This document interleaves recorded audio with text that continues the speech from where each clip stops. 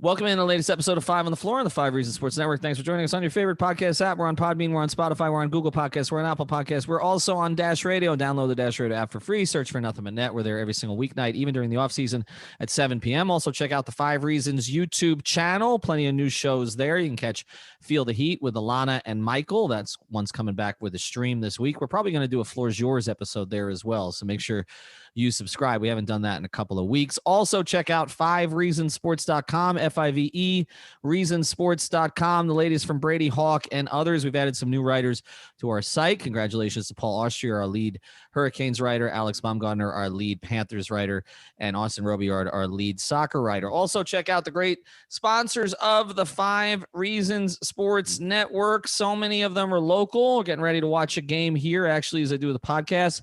The only thing better than cheering on your favorite team or rooting against the team is doing it with your favorite wings. Miami Grill's got you covered. Bring home a platter of your faves to share for the game tonight, just how you like them. Crispy, grilled, naked, or boneless, and sauce of perfection, one of 3 new sauces. That's mango habanero, honey garlic, and Nashville hot. If you can't decide, get them all delivered with a catering order. There's more than just wings, too. Order for the whole family, cheesesteaks, gyros, burgers, and more. And don't forget, for a limited time, you can also get your Miami Grill collectible cup featuring artwork by 4 different Wynwood Mural Fest artists. Collect all 4. Buy yours for $2.99 or upgrade your meal deal to a larger size for $2.99 and get more fries and the cup. Order online or in person. Pickup, drive-through, dine-in, and delivery available at all locations. Visit mymiamigrill.com for more details. Miami Grill, if you're craving it, they're making it. And, of course, this raises a debate about what is Miami exactly. We had this debate on Twitter. Whatever it is, check out Miami Grill. And now, today's episode. 1, 2, 3, 4, 5 on the floor. Welcome to 5 on the Floor, a daily show on the Miami Heat and the NBA featuring Ethan Skolnick with Alex Toledo and Greg Sylvander, part of the 5 Reasons Sports Network. All right, welcome into 5 on the Floor on the 5 Reasons Sports Network. Here is today's floor plan. We continue with our off-season episodes. Make sure to check out our 5-part series about the Pat Riley press conference. We covered a lot of the key players on the team. We finished with Robinson, Nunn, and Dragic in the last episode. That one's getting a lot of play on our feed, so make sure that you check that one out. A lot of opinions about that. Before we start today's episode, Greg, I will allow you to weigh in on this because there's been a big debate on Twitter. What qualifies as Miami? Oh, I mean, I said it to you in the comments, and I think it applies, actually. I've had a few people hit me up in the DMs and say that I think, even geographically accurate in saying that anything north of Aventura Mall is no longer Miami. I'm gonna go further south, and I'm further north. I live a block away from Las Olas, so I'm a Lauderdale boy now. I'm going to say it's actually a little bit further south. I think Ives Dairy, I would go 1 or 2 exits further south. Yeah. I think to me, Aventura is Broward. I mean, it's Broward, right? It's Broward. I think it's right on the county line on the Dade County side.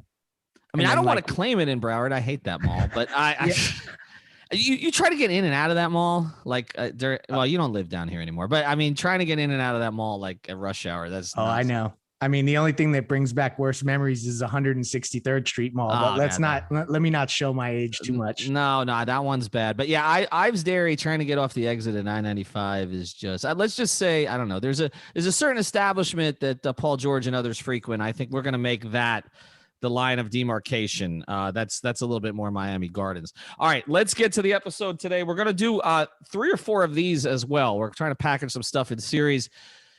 Barry Jackson wrote a piece for the Herald. We actually teased this before Barry wrote it. So, Barry, if you're listening, we appreciate it. If you weren't listening, we had the same damn idea. So here we go.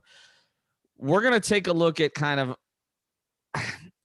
best of the worst case scenarios for the Heat. Like, that's what we're calling this. The best of the bad scenarios, the best of being down bad. The Heat were not supposed to be in a position in 2021 where they were going to have to take someone else's leftovers, and they may still not have to.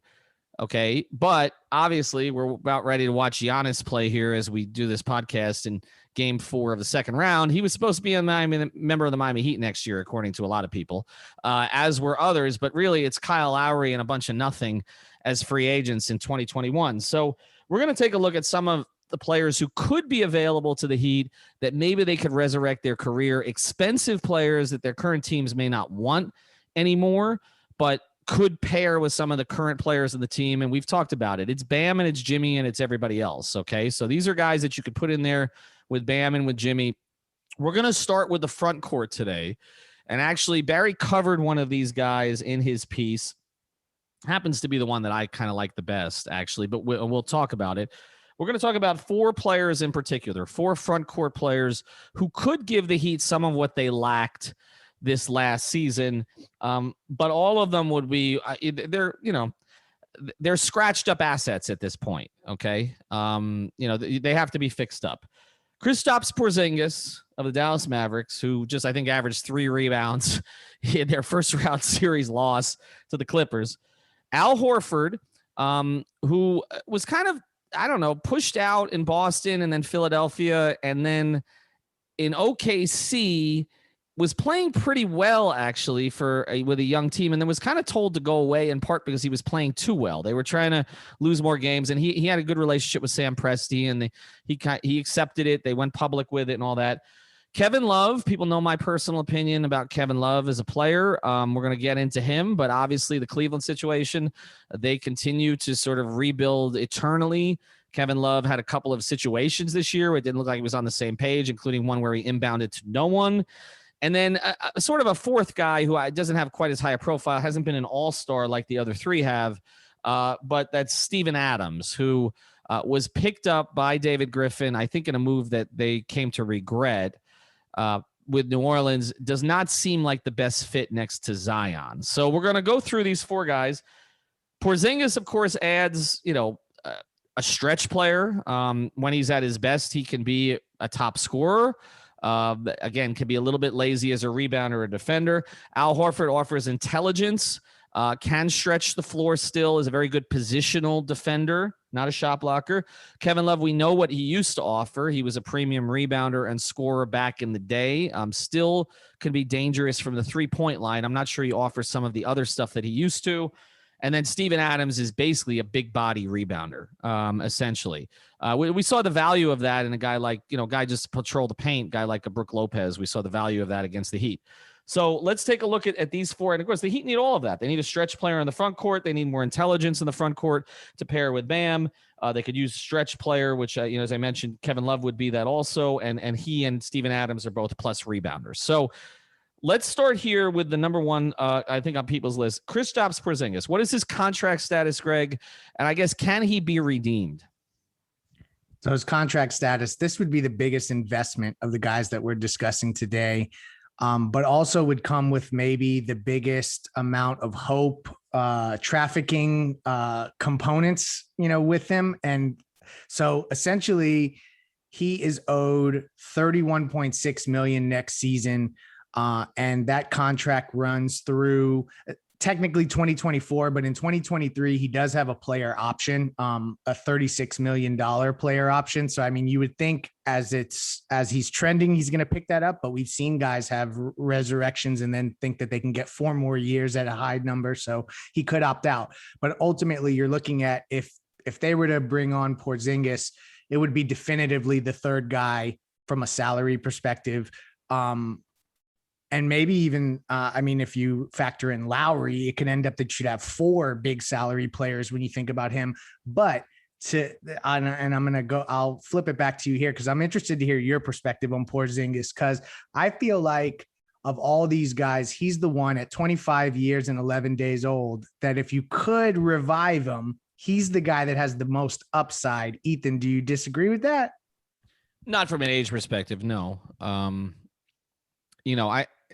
I'm in a weird position on Porzingis because actually I alienated his, I think then agent, I don't know if it's still his agent, Andy Miller, on the very first day of Summer League because he was getting pushed around in the paint in his first game, and I kind of overreacted to a Summer League game and went off on him a little bit in a piece for Bleacher Report, and his agent decided to never speak to me again. So I have a little bit of a again, twisted view of him as I may have Kevin Love.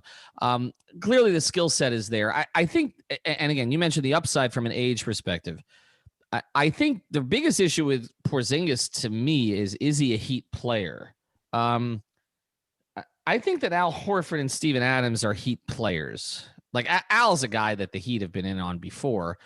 And obviously there's relationships and Al's father and everything else and playing down here in Miami. I mean, like, there's a comfort level with Al. Like Al is the type of guy like Eric Spoelstra would immediately trust. Like he's an Iguodala, he's an Ariza, he's a Battier.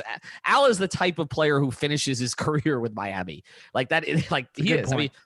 He's just a quality person. Everybody, Al is Al. Okay.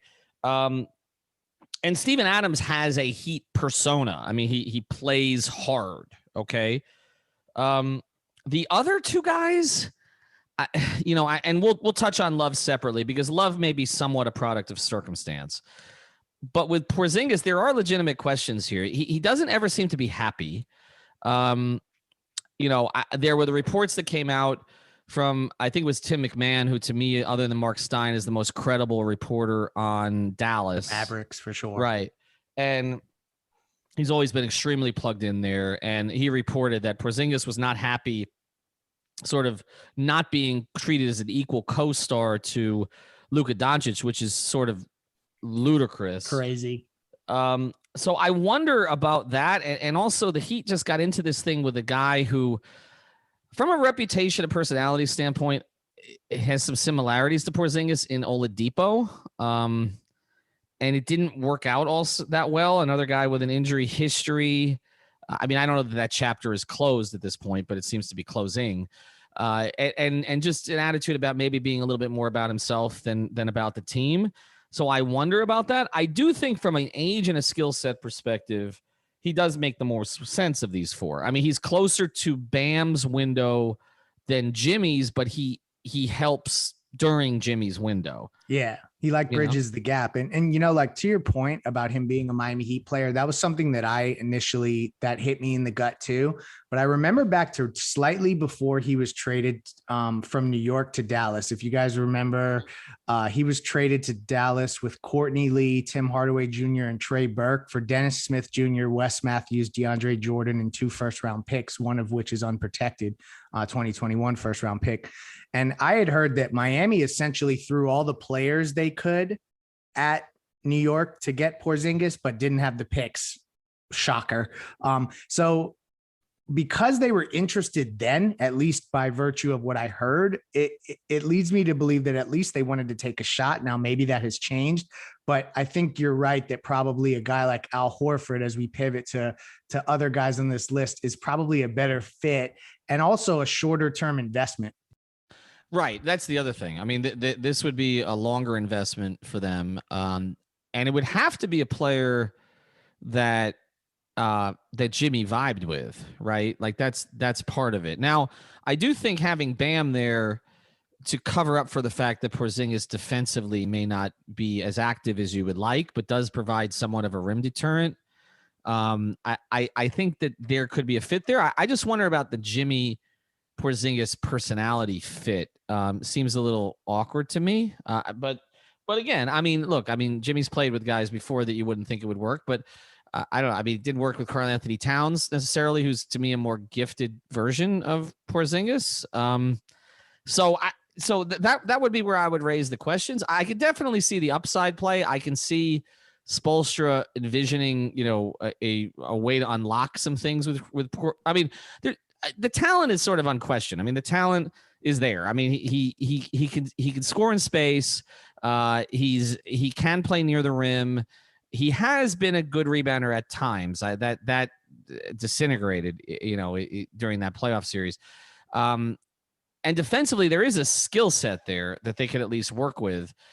But again, I just wonder, is he a Heat guy? And again, I think what we also need to frame with all this is, what are we looking at in terms of sending there, right? Yeah. Like, okay, so let's start there before we pivot to Al.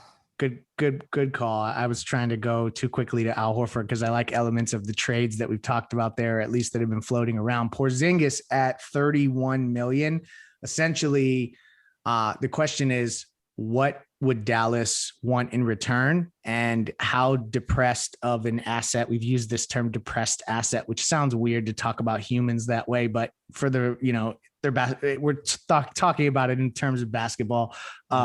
If it was Goran and Iggy, like that's what you sent, the 2 team options, you pick them up and you send it. And like, essentially that's it. Maybe with a smaller asset of some kind, I could see that being something that maybe Miami thinks about, but anything more than that, I just think you can't turn in any more picks unless you're really sure about it. Well, let's rank as we go through this. Let's rank in order of how desperate each of the current teams that has the player is to get rid of the player, right?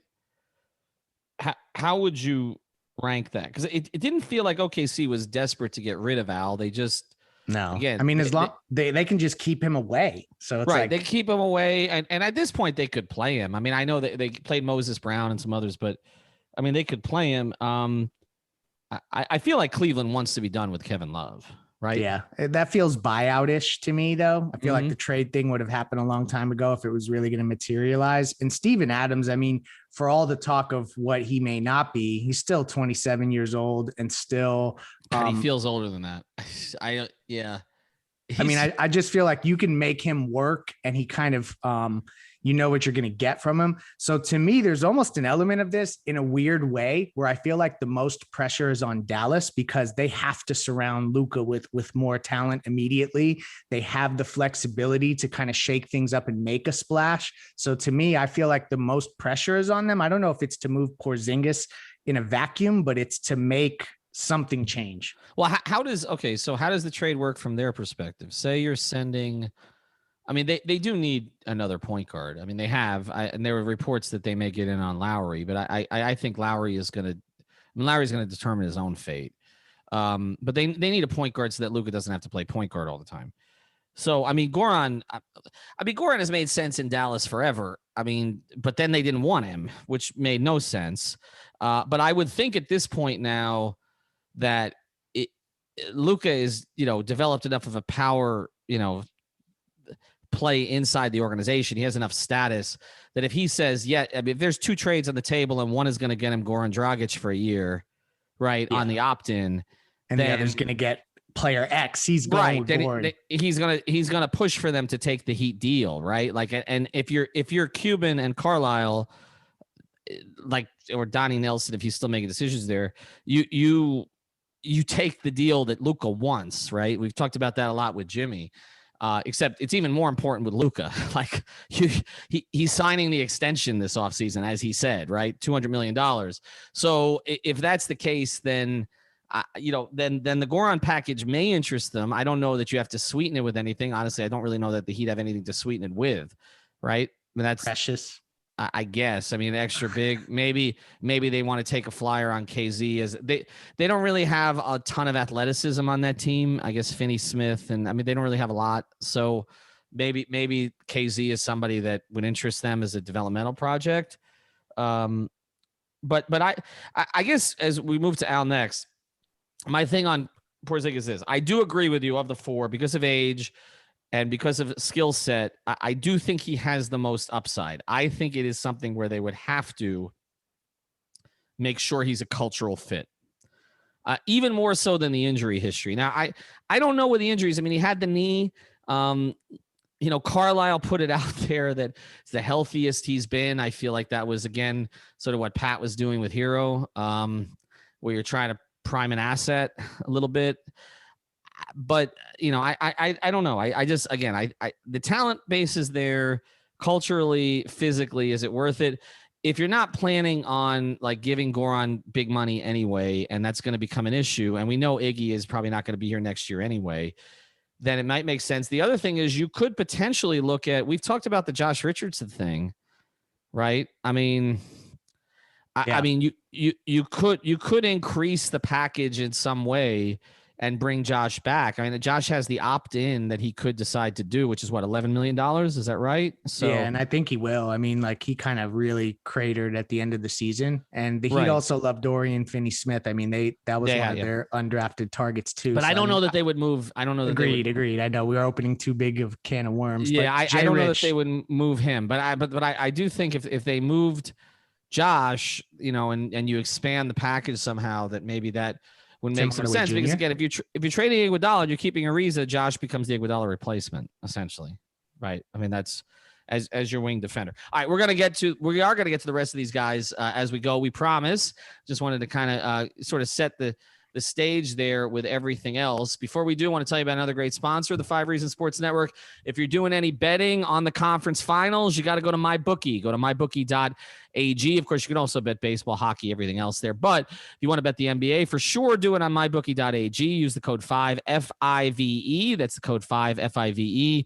MyBookie.ag allows you to do the live betting during the games. Also, which means if you're going the wrong way, bet it the other way at halftime. Also, you can participate in the weekly blackjack tournaments to give you and your friends a crack at prize pools up to 50 grand.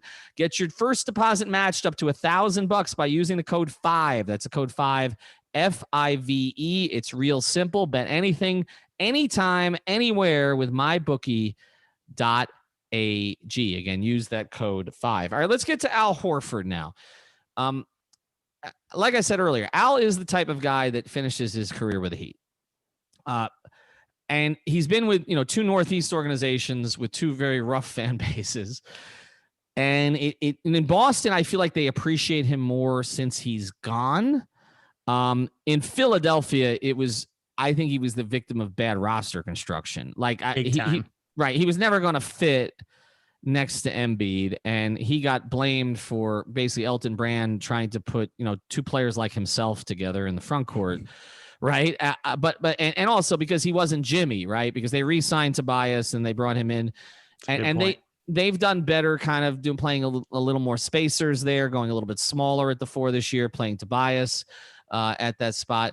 But again, he's a quality person, quality player. He's not a long-term solution. He's not the sexy addition that people were hoping for.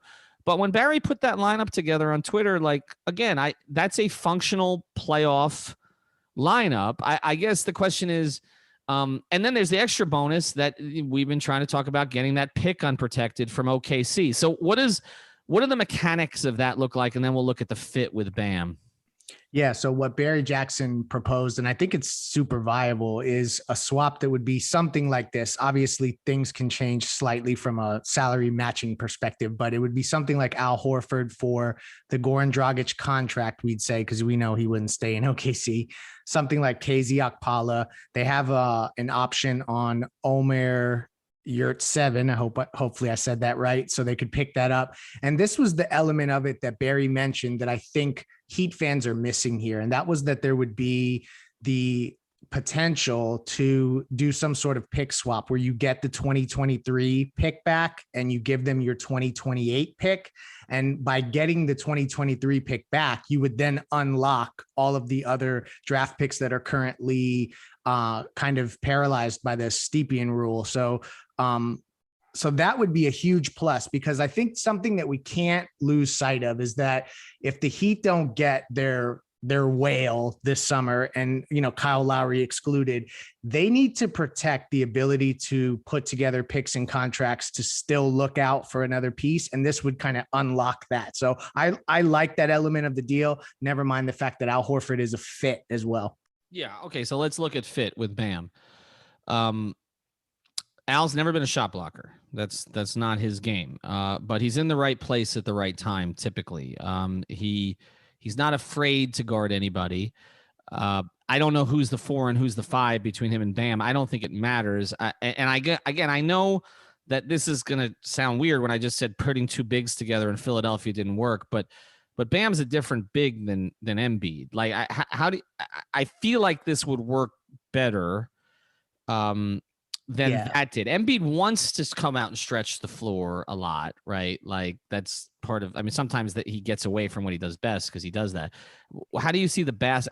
There's no question in my mind that Jimmy and Al would vibe. I feel like that would be fine. Like, he would trust Al there. So what is the Bam outfit?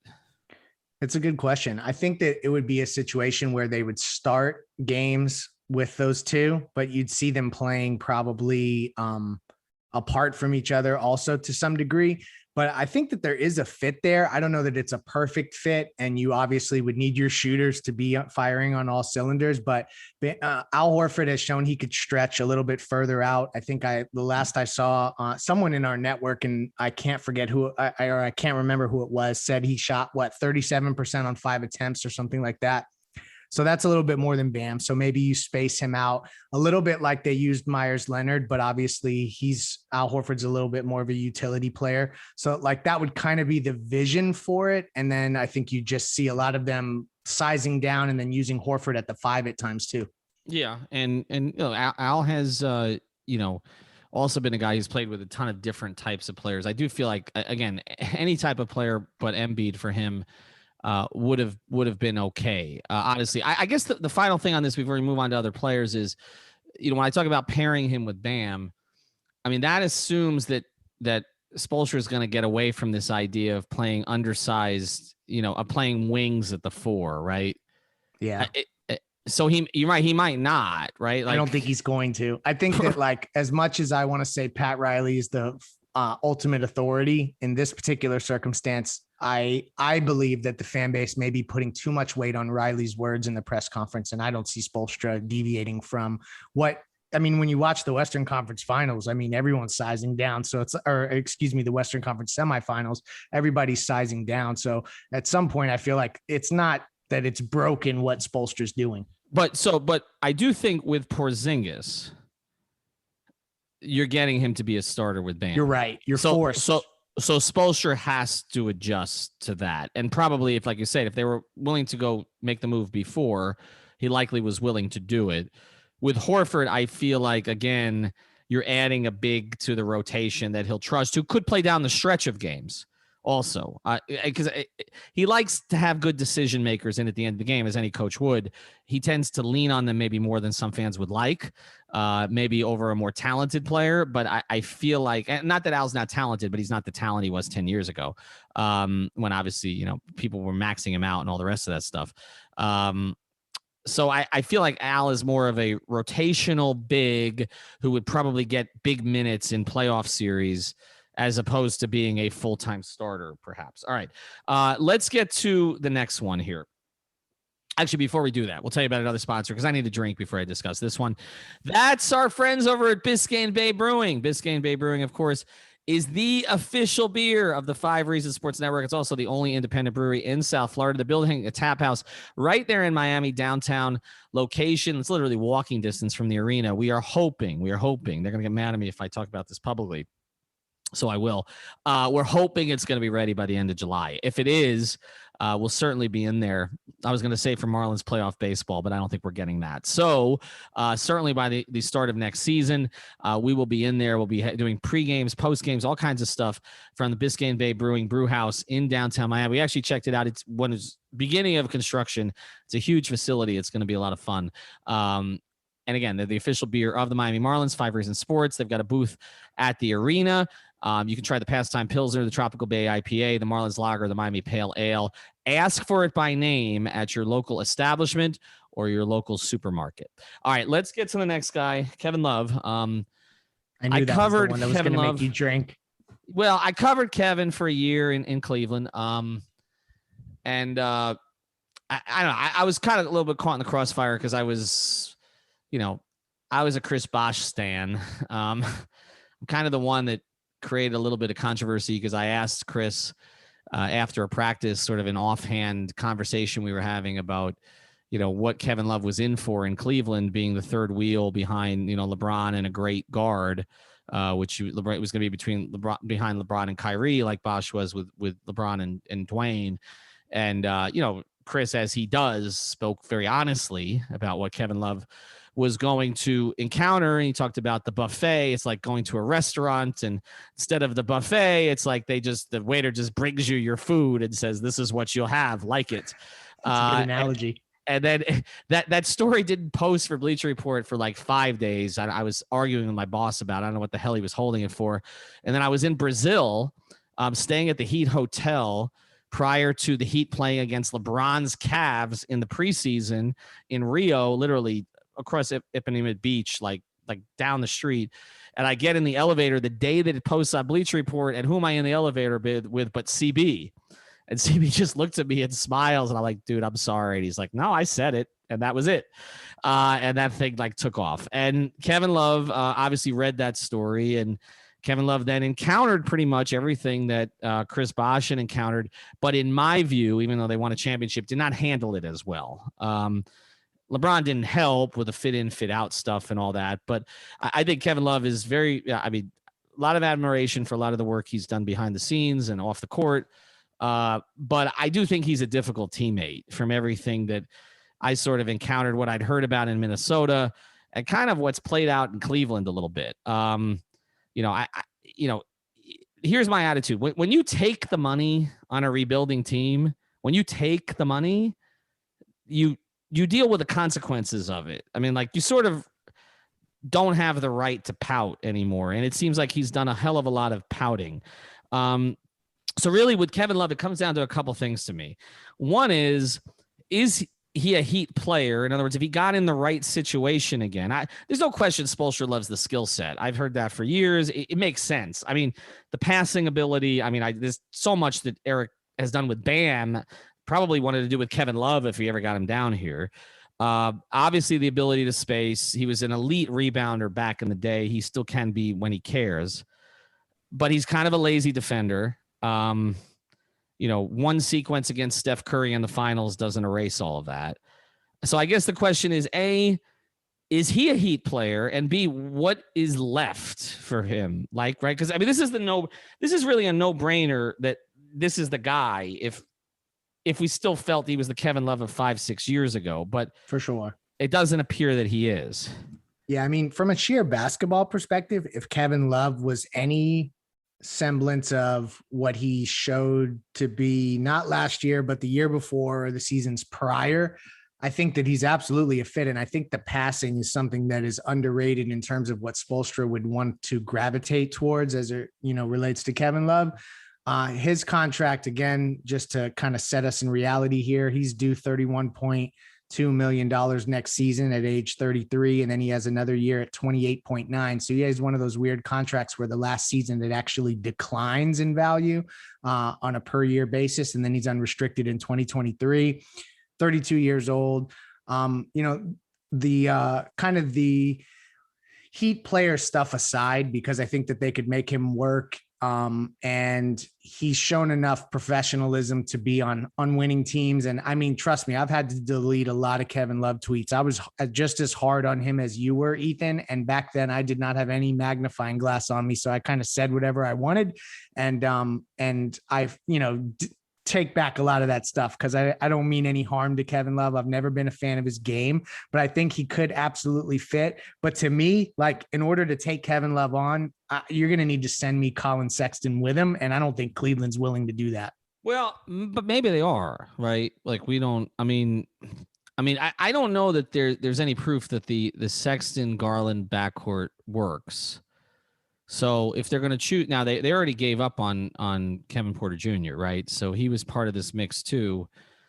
I don't really know their direction. I'm a little confused. Again, I know Kobe Altman a little bit. He's actually been given a longer stay there than I anticipated based on the speed of the rebuild. So I don't know. I mean, Sexton seems to me like a guy who, does fit a Heat culture profile in terms of his aggressiveness and everything else. But I don't, when I mean aggressiveness, I mean towards the work and sort of a relentless, attitude that he has. I think there's refinements they would need to certainly make to his game. But I wouldn't rule that out. I guess, again, it depends what you're getting. I'm watching Blake Griffin here, who we all mocked him, right? And he's provided something for Brooklyn because he's been put in a situation where he cares again. So you may get the 1 year rejuvenation season from Kevin Love. I don't know that you can count on more than that, but you might get that. I just don't know.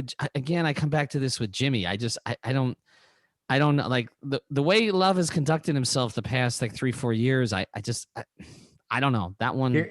Here's the other thing that, like, if we want to just keep it basketball, and I guess this applies to Horford to some degree too. If we're approaching like Lowry is coming, which maybe that's a false assumption we shouldn't make, but let's just do it for the sake of this show. Lowry and Love with Jimmy, Bam, and Duncan, to me, that feels like a slow lineup. And maybe I'm just not a basketball savant enough to dissect it in a way where it makes sense. But to me, there's something about that feels like there's certain teams that are going to put them on skates. That feels to me like a Pat Riley 90s lineup a little bit. Yeah. Right. Like but it's not the 90s. Lowry is Hardaway. Yeah. I mean, really, in terms of athletic, because Jimmy is not, an elite athleticism player either. So really, you've got one athlete in that starting lineup who's Bam. Yeah. I don't know. I mean, it is a drill down in the playoffs. These are my 5. I'm closing with these 5. These are the 5 I trust. There's plenty of big game experience in that lineup. There's enough shooting in that lineup with Love and Duncan and Lowry. And I mean, there's enough. But yeah, I mean, it's a late 90s lineup.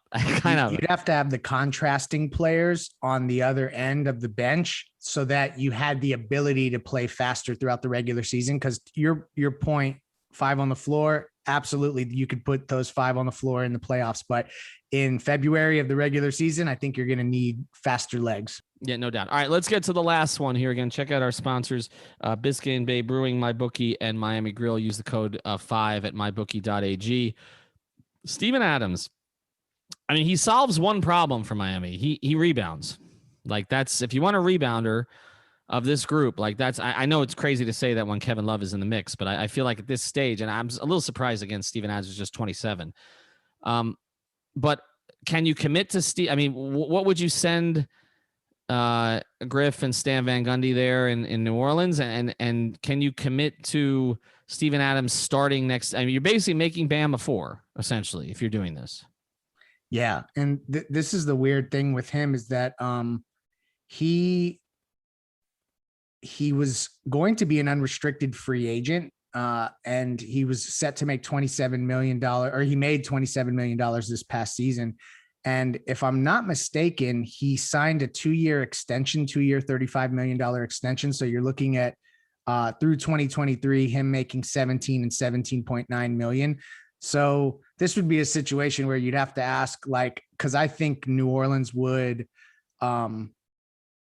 at some level, they're going to need something to make this make sense, because that's a team that also has playoff aspirations. So it's like, it's going to have to be more than Iguodala. You know what I'm saying? And I just don't know that Miami is willing to do that. Yeah. And again, he's, you're committing to a different style of basketball. I feel, but this gets back to that Pat Riley call. Like, I mean, he harped on the weaknesses we need to address. And the very first thing that he harped on was rebounding. Yeah. And UD always says no rebounds, no rings, but you know Correct. what? Like, they've showed that they can get to the finals playing that way. Right. And that's why, the 5 pods we did on the Riley call, it's how much stock you want to put into some of the things Pat said and how much would actually be put into application by Eric Spoelstra on the court. I mean, I feel like they want to have the extra bigs around, but not necessarily use a play style that accommodates them where they're at the forefront, right? Like, yeah. Essentially, as we've gone through these names, Ethan, I'm at the point where I'm out on all these guys. I mean, Porzingis is the highest upside. Al is the most seamless fit in terms of, not gonna disturb your culture in any way, and offers the extra benefit of unlocking that pick potentially. Kevin Love has the all-star pedigree, the passing ability that may be most interesting to Spoelstra, but maybe not necessarily the best fit from a personality standpoint in the current locker room. And Steven Adams is just, if you want a bowl, basically, to get you some boards. So I feel like I'll ask you this. We have to close. We need an answer though. Yeah. No, the best of the bad options, I guess, is. So to me, an Al Horford or Porzingis and Kyle Lowry offseason, that feels to me like it's in the ballpark of the Brian Grant, Eddie Jones offseason, or the James Posey, Jay Will, Antoine Walker, off season, like that, like big move. And so those are going to be my two. And if I have to go with one over the other, I'm going Porzingis actually. I'm going with Al. But Porzingis would be second to me. But I would go with Al, just because I just don't know that you're going to see the same Porzingis again, and I'd rather make the shorter term commitment to one of these guys than the longer term commitment. I think I read Nekias Duncan's column and he talked me into it. Sorry. Well, there you go. Nekias is always the final authority. All right, again, check out our sponsors, Miami Grill. Go to mymiamigrill.com, mybookie.ag, use the code 5, and Biscayne UA Brewing. After that episode, I need a few of those. Back soon. Thank you for listening to the 5 on the Floor on the 5 Regional Sports Network.